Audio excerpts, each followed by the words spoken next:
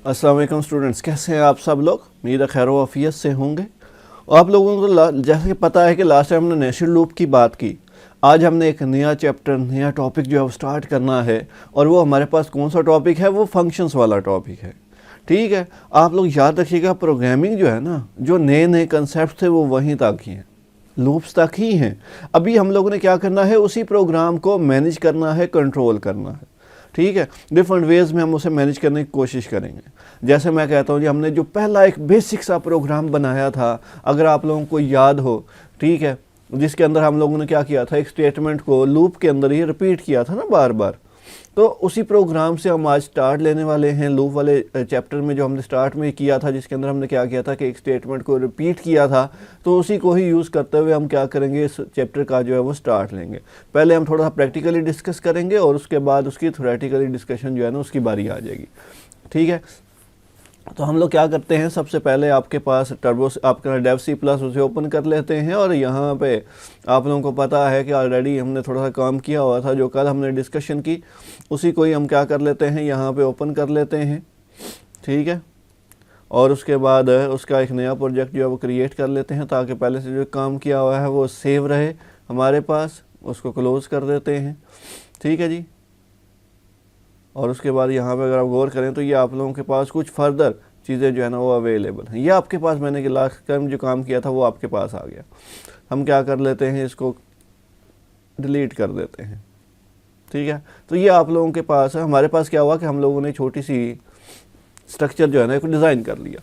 उसके बाद आप लोगों को पता है कि हम लोगों ने, मैं क्या कह रहा हूँ कि हमने एक स्टेटमेंट को रिपीट किया था। जैसे हमारे पास जो है ना वो स्टेटमेंट क्या हो सकती है कि आप लोग, आपकी ही क्लास है या फिर फर्स्ट प्रोग्रामिंग क्लास है, एक स्टेटमेंट है, इसको आप रिपीट करना चाहते हैं। ठीक है, 10 टाइम्स, तो उसे हम क्या कर लेते हैं, इसकी मदद से रिपीट करते हैं।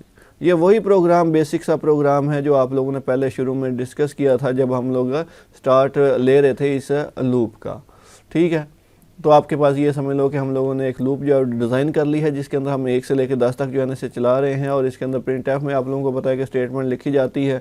और यहाँ पे हमने डबल कोटेशन में क्या लिखना है, फर्स्ट प्रोग्रामिंग क्लास जो है ना वो आप लोगों ने क्या कर देनी है, इसके अंदर हमें स्टेटमेंट दे देता हूँ। स्टेटमेंट क्या है जी, फर्स्ट फंक्शन क्लास। ठीक है, हम इसे ये स्टेटमेंट ये नाम दे देते हैं। अब इसके बाद मैं इसे रन करता हूं, तो आप देखिएगा कि ये आपके पास मल्टीपल टाइम जो है ना वो खुद को रिपीट करेगी। और आप लोगों को पता है कि हर दफ़ा नई लाइन पे आने के लिए हम /n का इस्तेमाल करते हैं। तो ये आप लोगों के पास पहले से सेव करना है। इसे मैं फंक्शन का ही नाम दे देता हूं। ठीक है, इसे मैंने क्या कर दिया, आप लोगों के पास रन किया, तो आपके पास देखें वही स्टेटमेंट जो कितनी दफ़ा रिपीट होगी, आपके पास 10 टाइम्स रिपीट होगी। फिर ये बात बताने का मकसद क्या है, ये बात अभी मैं आप लोगों के सामने जो है ना इसी प्रोग्राम के अंदर थोड़ी सी मॉडिफिकेशंस लेके आता हूँ। मैं कुछ लाइन ऑफ कोड जो है ना इसके अंदर ऐड कर देता हूँ। ज़रा चेक कर दीजिएगा, मैं यहाँ पे लिखता हूँ वाइड, फिर मैं यहाँ पे आप लोगों के पास फंक्शन क्लास नाम दे देता हूँ। ठीक है, उसके बाद यहाँ पे ब्रैकेट लगा देता हूँ और इधर क्या लगा देता हूँ, सेमीकोलन। ज़रा गौर कर लें, ये जो मैंने लाइन लिखी है, that one is the function declaration. ठीक है, इसे हम क्या नाम देते हैं, फंक्शन डिक्लेरेशन का नाम देते हैं। इसे हम फंक्शन टाइप पे नाम देते हैं, फंक्शन सिग्नेचर का भी नाम देते हैं। इसमें ये जो वाइड है ये रिटर्न टाइप है। ठीक है, उसके बाद ये जो है ये फंक्शन का नाम है और ये बॉडी आपने ब्रैकेट लगाई है और इसके अंदर मैंने कोई आर्गूमेंट पास नहीं किया, यहाँ पे कोई चीज़ मैंने पास नहीं की, इसके अंदर कुछ भी नहीं लिखा। इसका मतलब है 0 आर्गूमेंट फंक्शन। ठीक है, और उसके अलावा आप लोगों के पास यहाँ पे थोड़ी सी मैं मॉडिफिकेशन करता हूँ जी। यहाँ पे से मैं हम कैंसिल करते हैं, यहाँ से रिमूव करते हैं। ठीक है, और उसके बाद यहाँ पे मैं वही नाम से, देखिए सेम वही नाम मैं रख रहा हूँ, क्लास, उसके बाद ब्रैकेट लगाता हूँ और यहाँ पे साथ में बॉडी भी लगा देता हूँ और वो जो असल फंक्शनैलिटी थी वो यहाँ पे रख देता हूँ। ठीक है, तो ये आप लोगों के पास ये जो हिस्सा मैंने डिज़ाइन किया है, ठीक है, इस हिस्से को कहते हैं फंक्शन आपके पास डेफिनेशन। ठीक है, इसे क्या नाम दिया जाएगा, फंक्शन डेफिनेशन का नाम दिया जाता है। इसमें ये जो पहली लाइन है इसे हम फंक्शन हेडर कहते हैं और उसके बाद यहाँ से लेके यहाँ तक ये जो है ये फंक्शन बॉडी है, जिसमें एक्चुअल आपका जो कोड है वो पड़ा हुआ है। लेकिन अब देखें, मैंने एक मेन वाला हिस्सा बना दिया, एक उसके बाद डेफिनेशन वाला हिस्सा बना दिया, जिसके अंदर असल फंक्शनैलिटी मैंने जो प्रोग्राम ने वर्क करना था वो सारा उसके अंदर रख दिया। अब मेन एग्जीक्यूशन तो स्टार्ट होती है यहाँ से, इस हिस्से से। तो फिर जब एग्जीक्यूशन स्टार्ट होगी, यहाँ पे तो कुछ है ही नहीं जो इसको और इसको लिंक करेगा। इसे हम यहाँ पे हम क्या करेंगे, फंक्शन को कॉल करेंगे, और कॉल हमेशा किसे किया जाता है, नाम के साथ। ठीक है, यहाँ पे ये आपके पास फंक्शन कॉलिंग। तो ये आप लोगों के पास देखें, इधर आपके पास रिटर्न टाइप है, डेटा टाइप है, इसके अंदर भी डेटा टाइप है, इसके अंदर एंड पे सेमीकोलन है, इसमें एंड पे क्या है, बॉडी है, लेकिन इसमें आपके पास क्या है, सिर्फ डेटा टाइप है, सॉरी सिर्फ नेम है।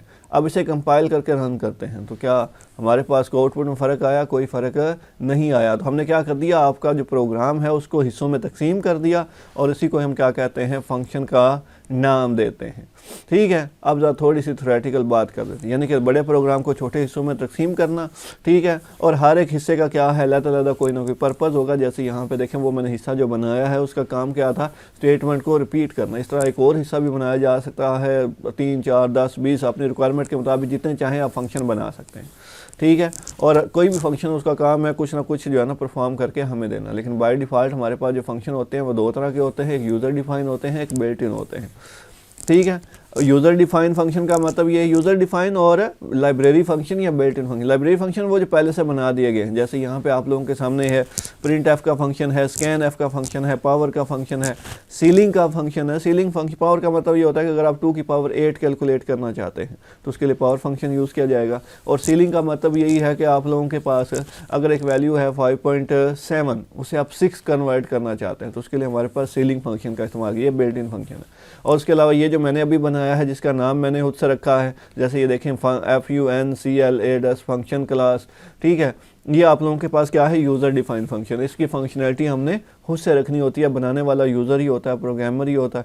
ठीक है, उसकी फंक्शनैलिटी खुद रखता है। बिल्ट इन फंक्शन वो होते हैं जो पहले से बना दिए गए हैं, आप उसके अंदर चेंजेस नहीं कर सकते। लेकिन यूज़र डिफाइन फंक्शन में आप जब चाहें जैसे चाहें क्या कर सकते हैं, आप लोगों के पास चेंजेस किए जा सकते हैं। अब फंक्शन का फ़ायदा क्या होता है कि आपके पास फंक्शन का फ़ायदा यही है कि इसको स्ट्रक्चर करना आसान है। जब बड़े प्रोग्राम को छोटे प्रोग्राम में डिवाइड कर दिया गया है तो आपके लिए उसे इस्तेमाल करना क्या हो जाता है, आसान हो जाता है, जिसकी वजह से आपके पास आप चाहें तो एग्जीक्यूट भी कर सकते हैं बहुत दफ़ा। कैसे एग्जीक्यूट कर सकते हैं, आपके पास जब एक छोटी चीज़ होती है तो उसे अपडेट करना आसान है, उसे मेंटेन करना आसान है, उसमें डेटा चीज़ें रीड करना आसान है, उसमें एरर वगैरह आ जाता है तो उसे फिक्स करना आसान है। ठीक है, अब यहाँ पे देखें मैं सिर्फ क्या करता हूँ, एक छोटी सी लाइन और लिखता हूँ। यहाँ पे देखिएगा फंक्शन क्लास, और इधर मैं क्या लगा देता हूँ, बॉडी लगा देता हूँ। तो यहाँ पे ज़रा देखिएगा, ब्रैकेट लगा के सेमीकोलन लगाया तो आप देखिएगा क्या होगा कि ये फंक्शन आपका 2 दफ़ा जो है वो एग्जीक्यूट हो रहा है। देखें आपके पास मैं यहाँ पे इधर एक प्रिंट एफ स्टेटमेंट लिख देता हूँ।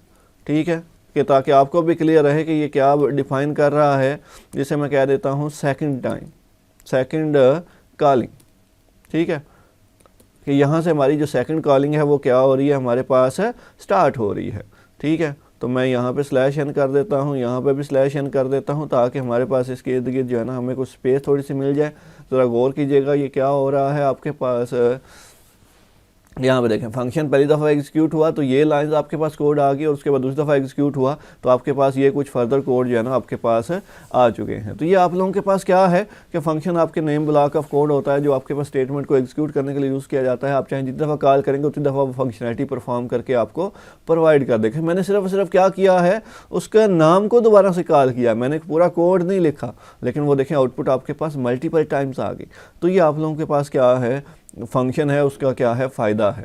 ठीक है, उसके बाद आप लोगों के पास ये जो मैंने शुरू में आप लोगों को डिफ़ाइन किया है कि फ़ंक्शन आपके पास क्या होता है, एग्जांपल में हमने डिफ़ाइन किया है जिसमें फ़ंक्शन आप लोगों के पास फ़ंक्शन की एक प्रोटोटाइप है। ये जो पहली लाइन मैंने आप लोगों को कही है।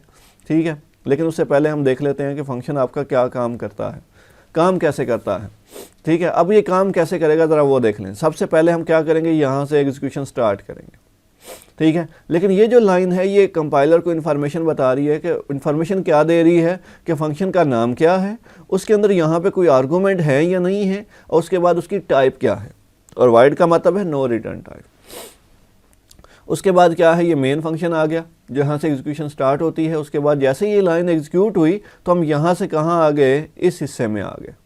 ये पूरा हिस्सा एग्जीक्यूट हुआ, एग्जीक्यूट होने के बाद यहाँ से हम वापस कहाँ गए, उसी कॉलिंग के ऊपर जिसने हमें यहाँ भेजा था। उसके बाद ये दूसरी लाइन जो है वो एग्जीक्यूट होगी, फिर आपके पास जैसे ही इस तीसरी लाइन पे आएंगे फिर से ये कॉलिंग है। ठीक है, इसे हम क्या नाम देते हैं, इसे हम फंक्शन कॉलिंग का नाम देते हैं। ठीक है, इसे हम क्या नाम देंगे, फंक्शन कॉलिंग का जो है ना वो नाम देते हैं। जैसे इस लाइन पे आएंगे तो ये जो लाइन है ये क्या है, ये दोबारा से ये फंक्शन एग्जीक्यूट होगा। तो आपके पास देखिए पहली दफ़ा आपने फंक्शन एग्जीक्यूट किया, उसके बाद जैसे यानी कि फंक्शन कॉलिंग का मतलब ये है कि स्विच करवाना मेन से आपके कंट्रोल को कहाँ पे, इस हिस्से के ऊपर जिसको कॉल किया जा रहा है। जैसे ही यहाँ पे कॉलिंग कंप्लीट हुई यानी कि ये आपके पास फंक्शन की एग्जीक्यूशन कंप्लीट हुई, तो यहाँ से हम वापस कहाँ जाएंगे, जहाँ से कॉल हुए थे। उसके बाद क्या होगा, यहाँ से हम इस बॉडी से बाहर चले जाएंगे और हमारा फंक्शन जो है वो अपना काम कंप्लीट कर चुका होगा। तो ये आप लोगों के पास फंक्शन जो है ना वो इस तरह से हमारे पास क्या है, काम करता है। ठीक है, तो ये आप लोगों के पास वही बातें लिखी हुई हैं। तो यहाँ पे इस हिस्से के अंदर अगर मैं कुछ लिखा रहा होता ना, यहाँ पे अगर कोई वैल्यू वगैरह होती, कोई वेरिएबल होते, तो उसे हम आर्गूमेंट्स का नाम देते, लेकिन यहाँ पे ऐसा कुछ नहीं है, इसलिए अभी के लिए यहाँ तक ही है। इसके बाद नेक्स्ट प्रोग्राम में हम यहाँ पे कुछ आर्गूमेंट पास करेंगे और उसके बाद आगे जो है ना वो चलेंगे। ठीक है, तो ये आप लोगों के पास सिंपली क्या है, फंक्शन कॉल किया जा रहा है। ठीक है जी, आगे आपके पास देखिए मैंने क्या डिफाइन किया, फंक्शन प्रोटोटाइप, जो आप लोगों के प्रोवाइड करेगा डिस्क्रिप्शन किसके बारे में, फंक्शन के बारे में, जो बाद में इस्तेमाल होनी है। कि पहली लाइन जो है ना उसे हम फंक्शन प्रोटोटाइप का नाम दे रहे हैं ना, ये लो लाइन जो है, ये line, that one is the function prototype, या फिर फंक्शन डिक्लेरेशन, फंक्शन सिग्नेचर। तो ये आपके पास डिफरेंट नाम है सेम ही चीज़ के। इसके अंदर क्या है कि डिस्क्रिप्शन है जो आपको बता रहा है ये, और ये शुरू को देखिए बिल्कुल स्टार्ट में जो है ना वो डिफाइन किया जा रहा है, और ये शुरू में प्रोग्राम के बिल्कुल बिगिनिंग में आता है। और इसको हम कैसे लिखते हैं, जिसमें फंक्शन की रिटर्न टाइप है, उसके बाद आपके पास फंक्शन का कोई ना कोई नेम है, और उसके बाद देखें ना यहाँ पे आपके पास फंक्शन की रिटर्न टाइप, फंक्शन का नेम, और उसके बाद आर्गूमेंट, लेकिन वहाँ पर हमने आर्गूमेंट पास नहीं किए। ये कुछ एग्जाम्पल्स आपके पास आ गई हैं। ठीक है, ये आपके पास देखें ये भी रिटर्न टाइप है, डिवाइड भी हो सकती है, डबल भी हो सकती है, इंट भी हो सकती है, लेकिन हमने क्या भी यूज़ की है, सिर्फ और सिर्फ वाइड यूज़ की है, और यहाँ पे हमने कोई आर्गूमेंट पास नहीं किया। उसके बाद फंक्शन डेफिनेशन है कि हमारा कोड जो है वो करेगा क्या। ठीक है, हमारा जो फंक्शन है वो असल में फंक्शनैलिटी क्या परफॉर्म करके देगा। जैसे वो देखें मैंने बिल्कुल छोटा हिस्सा बनाया था जिसमें पहली लाइन जो है उसे फंक्शन हेडर का नाम दे रहे हैं, उसके बाद ये जो पूरी है इसे फंक्शन बॉडी कह रहे हैं, और इस सारे को हम क्या कह रहे हैं, फंक्शन डेफिनेशन, यानी कि इसकी बात हो रही है, इस हिस्से की। ठीक है, ये आप लोगों के पास क्या है, फंक्शन डेफिनेशन है। इसके बाद अगर हम आगे बढ़ते हैं तो आप लोगों के पास जो नेक्स्ट पॉइंट आ जाता है वो से हम क्या नाम देंगे, वो आप लोगों के पास, ठीक है, ये आप लोगों के पास क्या है कि फंक्शन आपके पास कोई भी वैल्यू जो है ना एक्सेप्ट कर सकता है। ठीक है, अब उसके बाद आपके पास फंक्शन की रिटर्न टाइप इनमें से कोई भी हो सकती है। फंक्शन की करैक्टर भी रिटर्न टाइप हो सकती है, इंट भी हो सकती है, फ्लोट भी हो सकती है, लॉन्ग डबल भी हो सकती है, और वाइड भी हो सकती है। अब एक छोटा सा काम करते हैं, अब इसके मज़ीद इसके अंदर मॉडिफिकेशंस क्रिएट करते हैं। आप लोगों ने एक टेबल वाला प्रोग्राम जो है ना पहले किया हुआ है। ठीक है, इसको मैं नाम दे देता हूँ फंक्शन को टेबल, और टेबल आप लोगों को पता है ना इंटीजर टाइप के नंबर का बनता है। तो यहाँ पे मैं क्या पास कर देता हूँ, एक ही नंबर का टेबल बनता है ना, तो इधर मैं क्या पास कर देता हूँ, इंट पास कर देता हूँ। तो ये आपके पास क्या है, इसे हम क्या नाम देते हैं, ये आप लोगों के पास फंक्शन है, और ये एक आर्गूमेंट जो है ना वो एक्सेप्ट कर रहा है, और इसे हम सिंगल आर्गूमेंट फंक्शन का भी नाम देते हैं। सेम ऐसे सारी मॉडिफिकेशंस कर ली जाती हैं। अब यहाँ पे हम क्या करते हैं, इसको भी रिमूव कर देते हैं। उसके बाद यहाँ पे देखें मैंने इसका नाम जो है ना वो टेबल इसको नाम दिया हुआ है, तो इसको मैं क्या कह देता हूँ, इधर भी टेबल ही लिख देता हूँ। और उसके बाद देखें यहाँ पे आर्गूमेंट एक है ना, इंट है, तो यहाँ पे भी वो टाइप क्या होनी चाहिए, इंट ही होनी चाहिए, और इसे मैं क्या कह देता हूँ, n1 का नाम दे देता हूँ, या फिर n का नाम दे देता हूँ। ठीक है, और आप लोगों को पता है कि जो टेबल बनाते हैं उसकी जो है वो स्टेटमेंट कैसे लिखते हैं, अगर आप लोगों को याद हो तो वो हम कुछ इस तरह से जो है ना वो लिखा करते थे। हम यहाँ पे परसेंटेज डी जो है ना वो लिखते हैं, फिर उसके बाद आपके पास स्टैरिक जो है ना वो आ जाता है, फिर से परसेंटेज डी लिखते हैं, फिर आपके पास इक्वल टू आ जाता है, फिर से परसेंटेज डी लिखते हैं।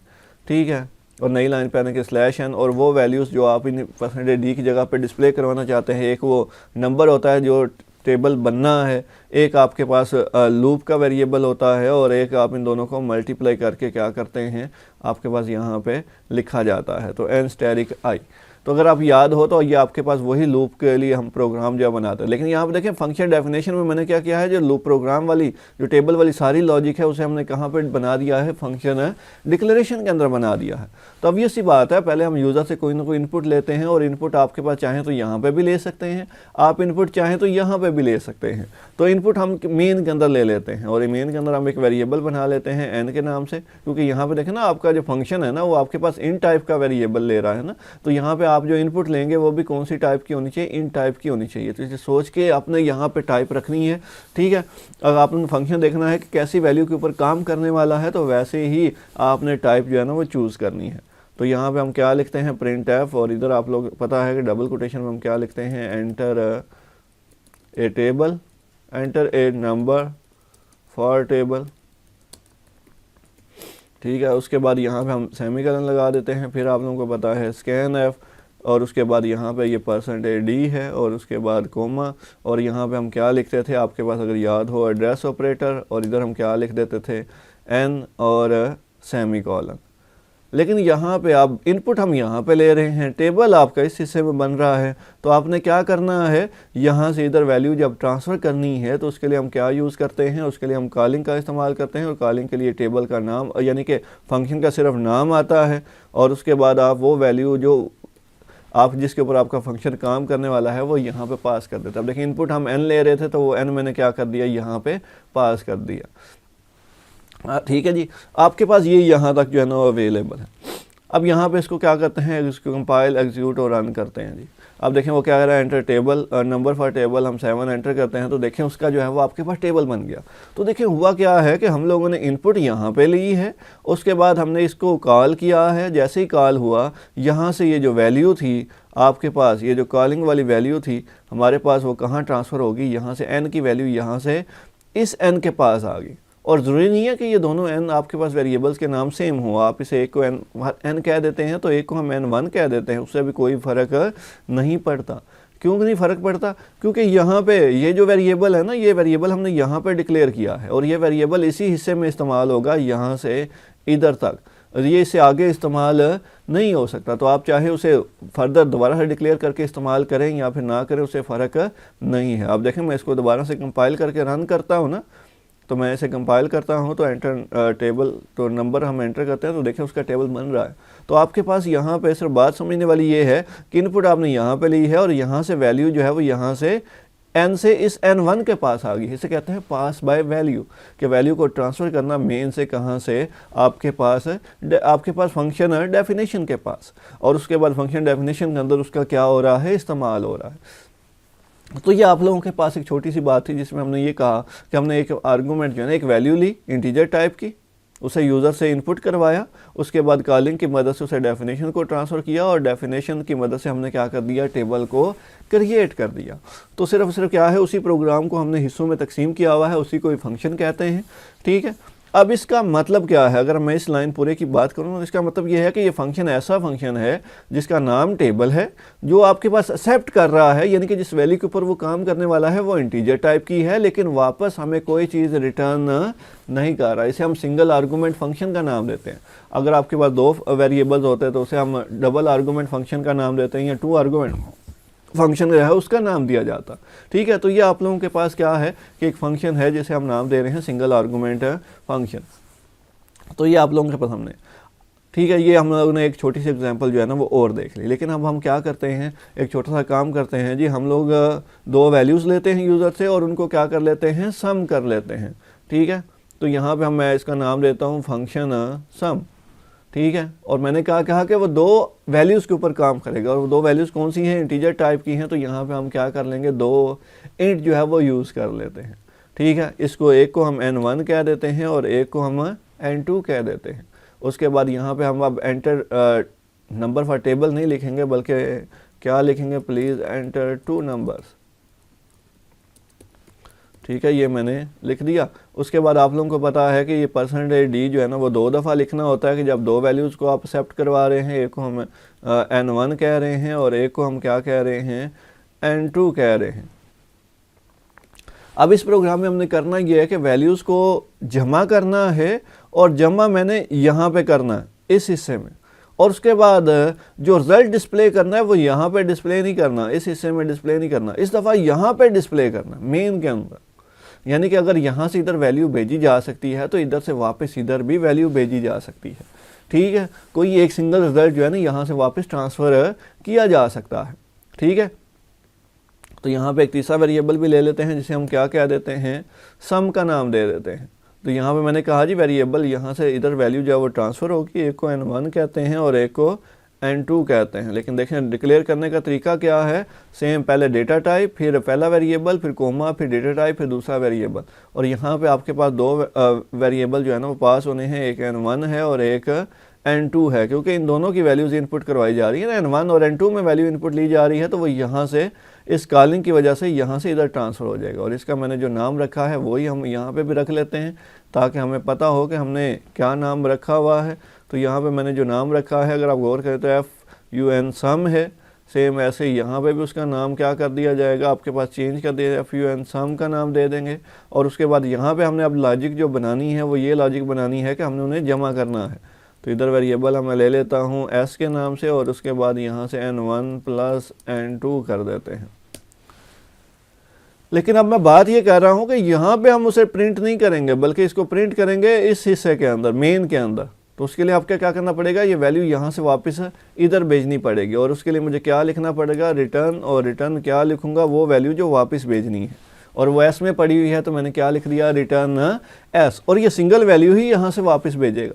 और जब रिटर्न सम करना है तो वो कौन सी, देखो दो इंटीजर टाइप की वैल्यू थी ना, N1 और N2 कौन सी टाइप की है, इंटीजर टाइप। इसका मतलब वापस भी इंटीजर टाइप का ही जाएगी वैल्यू। तो यहाँ पे अब हम वाइड नहीं लिखेंगे बल्कि क्या लिखेंगे, इंट लिखेंगे।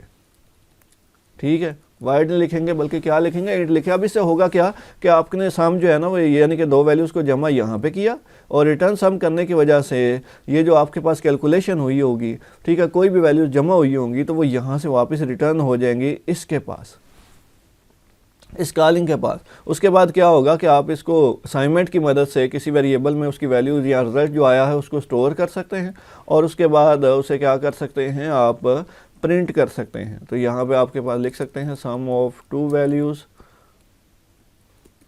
और इधर हम क्या लिखेंगे, %d, और इधर हम कोमा लगाएंगे, और उसके बाद जिसमें वो वैल्यू पड़ी है वो यहाँ पे लिख देते हैं। देखिए यहाँ पे आप लोगों के पास अब इसे रन करके चेक कर लेते हैं कि वाकई ऐसा काम कर रहा है या फिर काम नहीं कर रहा। तो मैंने एक 5 ले ली और एक हमारे पास 7 ले ली। तो यहाँ देखें क्या लिखा हुआ है, सम ऑफ टू वैल्यूज़ आर आपके पास 12। देखें आपके पास क्या हुआ है कि आपने यहाँ पे सिर्फ इनपुट ली है और इस हिस्से में आपने जमा किया है, लेकिन आपके पास देखें ये एग्जीक्यूशन कैसे हुई है। सबसे पहले हमारे पास क्या है, ये पहली लाइन एग्जीक्यूट हुई, हमने दो नंबर एंटर किए, वो N1 और N2 में। फिर कॉलिंग की बात आ गई, कॉलिंग की वजह से N1 और N2 की वैल्यू यहाँ से ट्रांसफ़र हुई और इस N1 और N2 के पास चली गई, इधर जमा हुई, और रिटर्न S की वजह से यहाँ से वापस कहाँ चलेगी, इस कॉलिंग के पास, और उसको हमने इस सम में रख दिया, और उसके बाद इसको क्या कर दिया, यहाँ पे डिस्प्ले कर दिया। आप चाहें तो डिस्प्ले भी कर सकते हैं, आप चाहें तो फर्दर कुछ और भी काम कर सकते हैं। ठीक है, कुछ और काम का मतलब ये है कि जो वैल्यू आपको वापस मिली है, आप चाहें तो उसे किसी चीज़ के साथ मल्टीप्लाई कर सकते हैं, डिवाइड कर सकते हैं, फर्दर कोई भी ऑपरेशन की जा सकती है। मैं जैसे यहाँ पे जो है ना एक वेरिएबल और ले लेता हूँ, कोमा लगा के उसे मैं UP के यानी कि अपडेट का नाम दे देता हूँ। और अपडेट को मैं किस तरह से अपडेट करता हूँ, UP = सम मल्टीप्लाई बाय, ठीक है, सम को मल्टीप्लाई कर देते हैं आप किसके साथ है, 100 के साथ। ठीक है, और उसके बाद यहाँ पे हम क्या पास कर देते हैं, %d 2 दफ़ा, और एक दफ़ा हम सम प्रिंट करेंगे और एक दफ़ा हम क्या प्रिंट करेंगे, UP। अब ज़रा देखिएगा कि यहाँ पे होगा क्या कि दोनों वैल्यूज़ आप लोगों के सामने आ जाएंगी। ठीक है, 5 और 7 हमने लिया, तो यहाँ पे देखें आपके पास 12 भी आ रहा है और 1200 भी आ रहा है, यानी कि जो वैल्यू हमें वापस मिली है, आप मज़ीद उसके अंदर चेंजेस कर सकते हैं, मज़ीद आगे कुछ फंक्शन जो है ना उसको ये वैल्यू जो है वो भेजी जा सकती है। तो इन चीज़ों का आप लोगों के पास इसे कहते हैं returning value from the function. तो अभी हमने ये बात डिस्कस की कि अभी हमने जो बातें डिस्कस की हैं वो यही है कि फंक्शन कोई भी हो सकता है जो वैल्यू को ट्रांसफ़र करने के लिए यूज़ किया जा रहा है एक जगह से दूसरी जगह।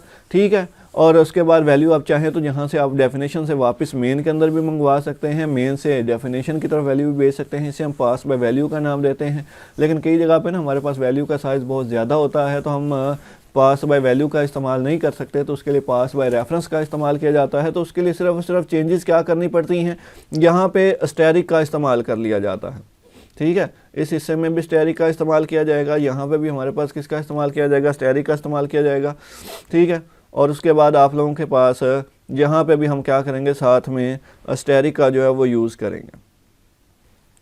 ठीक है, यानी कि जहाँ जहाँ पे N2 जो है ना वो इस्तेमाल हो रहा है, N1 इस्तेमाल हो रहा है, वहाँ वहाँ पे हम क्या करेंगे, आपके पास अस्टेरिक जो है ना उसका क्या किया जाएगा, आपके पास यूज़ कर लिया जाएगा। तो इसको यूज़ करने से क्या होगा कि आपके पास असल में वो असल वैल्यू जो है वो पास नहीं होगी, बल्कि क्या पास होगा, उसका एड्रेस जो है वो पास होगा। इसे हम पास बाय रेफरेंस का नाम देते हैं, ठीक है। तो यही आपके पास जो है ना वो आज की डिस्कशन के अंदर चीज़ें जो है वो शामिल थी। आप थोड़ी सी रिकॉलिंग कर लेते हैं। अब टाइप्स ऑफ फंक्शन क्या है, हमने देखा पहले कि फंक्शन जो है वो नो आर्गूमेंट लेगा, कोई आर्गूमेंट नहीं ले रहा था और उसके बाद कोई वैल्यू भी रिटर्न नहीं कर रहा था। फिर हमने देखा जी फंक्शन जो है वो आपके पास क्या कर रहा है, हमने ये चेक किया कि फंक्शन वैल्यू को रिटर्न भी कर सकता है और आर्गूमेंट को भी एक्सेप्ट कर सकता है। फंक्शन आपका ऐसा भी हो सकता है कोई आर्गूमेंट ना ले लेकिन वैल्यू को रिटर्न करे।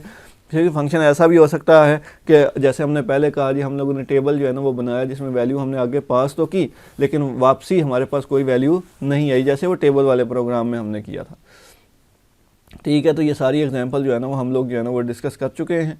उसके बाद आप लोगों को पता है कि ये आपके पास बाय जैसे हम पॉइंटर भी कहते हैं। पॉइंटर बेसिकली मेमोरी एड्रेस को कहा जाता है जो किसी भी एड्रेस से वैल्यू लेने के लिए हमारे पास यूज़ किया जाता है, ठीक है। और इसको लिखने का तरीका सिंपली ये होता है कि आप लोगों ने अगर एड्रेस चाहिए ना तो उसके लिए हमारे पास किसका इस्तेमाल होगा, एड्रेस ऑपरेटर का यूज़ किया जाता है। और अगर आप एड्रेस ऑपरेटर का इस्तेमाल करते हैं तो आपको उस जगह का एड्रेस मिलेगा, ना कि उस जगह की क्या मिलेगी, आपको वैल्यू जो है ना वो मिल रही होती है।